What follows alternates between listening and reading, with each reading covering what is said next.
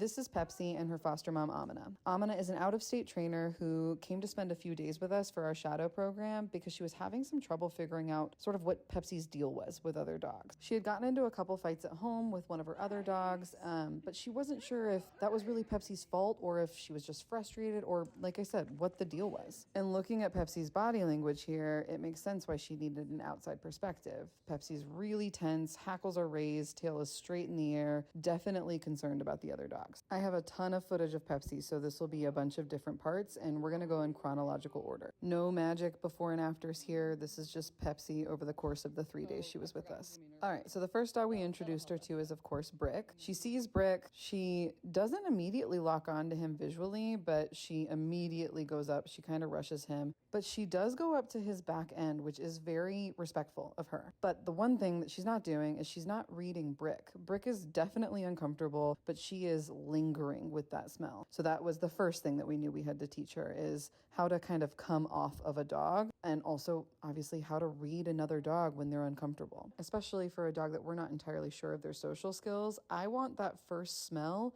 to be maybe 10 seconds max, and then I'm moving them along. And this is exactly why. Look at what Brick does when Pepsi's moved away. He goes in, feels a little bit more confident knowing he's not going to just be bulldozed because Pepsi's being handled. Also, that wide tail wag that Pepsi's doing, that's the first sign that I was like, okay, we're going to be okay. She does want to play, and genuinely what we figured out is Pepsi just doesn't know how. What's been happening is that she goes crazy far in, super far, super fast, and then overwhelms the other dog, and then the other dog pops off and tries to give her a correction, and then all of a sudden there's a fight and she doesn't know how she got there. Pepsi is trying to play, or she was before Jill pulled her off, but she wasn't realizing that Brick needed a second. The other part of this that we needed to work on is that every single time there's leash pressure, or that we try to tell Pepsi, hey, slow it down, or come back to me, or give her some sort of boundary, she reacts by trying to pull her muzzle off.